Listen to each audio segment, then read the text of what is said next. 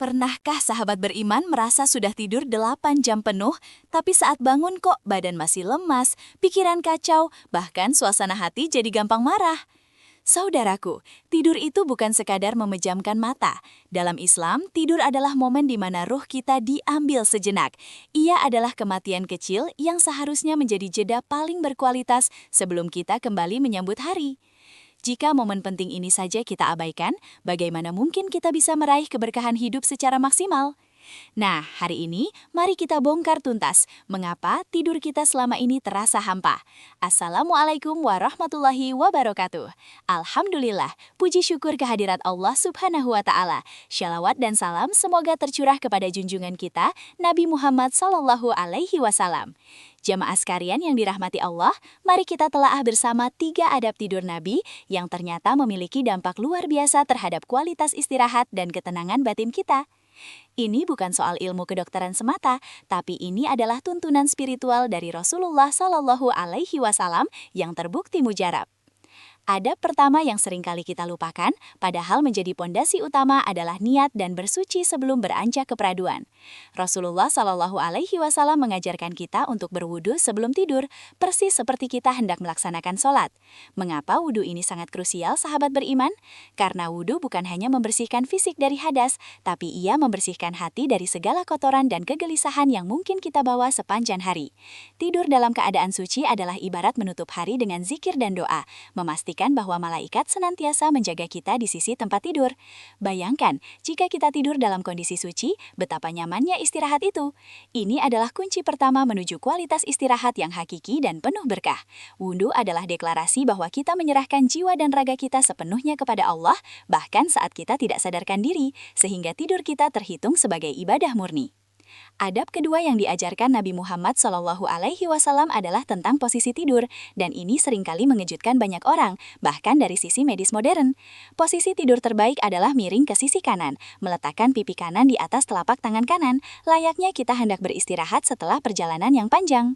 Posisi ini bukan hanya sunnah, tetapi secara ilmiah telah terbukti meringankan beban jantung dan membantu proses pencernaan.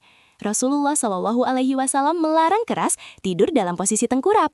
Tahukah saudaraku, tidur tengkurap itu adalah posisi tidurnya ahli neraka, posisi tidurnya syaitan, dan secara kesehatan sangat membebani organ-organ vital kita, terutama paru-paru dan tulang belakang. Kita ingin bangun pagi segar, bukan bangun dengan rasa pegal dan hati yang gundah.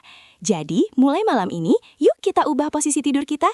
Jadikanlah sisi kanan sebagai posisi favorit, bukan hanya demi kesehatan fisik, tapi demi menjemput berkah sunnah tidur yang menenangkan jiwa dan mendapatkan perlindungan darinya. Masuk ke adab ketiga, ini adalah bagian yang paling menyentuh dan memberikan perisai perlindungan yang luar biasa, yaitu zikir dan doa sebelum tidur. Jangan pernah remehkan kekuatan membaca surah-surah pendek seperti Al-Ikhlas, Al-Falaq, dan An-Nas, kemudian meniupkannya ke telapak tangan, lalu mengusap seluruh tubuh.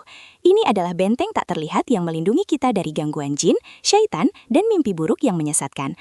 Apalagi jika ditambah dengan membaca ayat kursi. Sahabat beriman, saat kita membaca zikir-zikir ini, kita sedang menanamkan ketenangan pada alam bawah sadar kita. Tidur kita bukan lagi sekadar istirahat fisik, melainkan dialog intim dengan Sang Pencipta, memohon agar kita dihidupkan kembali dalam keadaan terbaik untuk menyambut sholat subuh.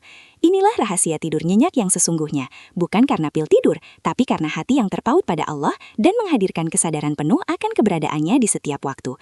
Bagian tak terpisahkan dari zikir adalah muhasabah, yaitu mengingat segala dosa dan kesalahan yang kita perbuat sepanjang hari. Sebelum mata terpejam, tanyakan pada diri kita, sudahkah aku meminta maaf hari ini? Sudahkah aku memaafkan orang yang menyakitiku? Rasulullah Shallallahu Alaihi Wasallam mengajarkan, sebelum tidur, maafkanlah semua orang, bersihkan hati kita dari dendam dan kebencian. Tidur adalah penyerahan total, dan jika kita tidur dengan membawa beban kebencian, istirahat kita pasti terasa berat dan tidak damai. Saudaraku, mari kita tiru kebiasaan para ulama yang menanamkan rasa damai sebelum beristirahat. Bayangkan betapa leganya kita melepas hari tanpa membawa dendam. Tidur kita menjadi ringan, dan kita bangun dengan hati yang lapang. Kualitas istirahat yang optimal hanya bisa diraih oleh hati yang bersih dan jiwa yang terbebas dari ikatan duniawi. Itulah inti dari sunnah tidur Nabi yang ketiga ini. Sekarang, mari kita renungkan sejenak. Jika ketiga adab-adab tidur Nabi ini kita abaikan, apa dampaknya? Pertama, kita kehilangan barokah waktu istirahat, yang berujung pada kelelahan berkepanjangan meskipun sudah tidur lama. Kedua, kita membuka celah bagi setan untuk ikut campur, sehingga kita sering mengalami mimpi buruk atau bangun dalam keadaan malas yang luar biasa. Puncaknya adalah sering terlewat sholat subuh. Sungguh merugi jika ibadah wajib sepenting subuh harus terlewat hanya karena kualitas tidur yang buruk. Padahal, Allah Subhanahu wa Ta'ala telah menjanjikan rezeki dan keberkahan bagi mereka yang bangun pagi segar dan bergegas menuju masjid. Maka, memastikan tidur kita sesuai sunnah adalah investasi spiritual dan fisik yang tak ternilai harganya, menjauhkan kita dari penyakit hati maupun fisik, serta memastikan bahwa tubuh kita siap untuk perjuangan hari esok. Sahabat beriman, pada akhirnya, kualitas istirahat kita akan sangat menentukan kualitas ibadah dan produktivitas kita di siang hari. Jika istirahat malam kita penuh dengan kesadaran akan sunnah tidur, kita akan bangun dengan energi spiritual yang melimpah, hati yang lebih lembut, dan kesabaran yang lebih luas dalam menghadapi hiruk-pikuk dunia. Tidur yang berkah membuat kita lebih mudah mengingat Allah, menjauhi maksiat, dan semangat dalam mencari rezeki yang halal. Ini bukan sekadar tips kesehatan ala Rasulullah. Ini adalah cara Rasulullah mengajarkan kita untuk mengelola waktu, energi, dan rohaniah kita, agar setiap detik hidup kita bernilai ibadah. Tidur adalah sepertiga hidup kita. Jangan biarkan sepertiga waktu itu berlalu tanpa pahala, hanya karena kita malas mengikuti tuntunan kekasih Allah, Nabi Muhammad SAW, yang selalu menginginkan yang terbaik bagi umatnya. Jadi, mari kita ringkas kembali. Mulai malam ini, niatkan tidur sebagai ibadah dengan wudhu sempurna. Ubah posisi menjadi miring ke kanan dan kuatkan benteng perlindungan kita dengan zikir dan doa. Semoga Allah Subhanahu wa Ta'ala memudahkan langkah kita untuk mengamalkan setiap sunnah Nabi, sekecil apapun itu, sehingga setiap tarikan napas dan setiap pejam mata kita menjadi ladang pahala. Saudaraku, jika tausiah ini menyentuh hati sahabat sekalian, mohon bantu kami dengan berbagi tausiah ini kepada keluarga dan teman-teman Anda. Tulis di kolom komentar, adab mana yang paling sulit Anda terapkan, dan mari kita saling mendoakan agar kita istiqomah. Ya Allah, jadikanlah tidur kami sebagai istirahat yang Engkau ridhoi, dan matikanlah kami dalam keadaan husnul khatimah. Wabillahi taufiq wal hidayah, wassalamualaikum warahmatullahi wabarakatuh.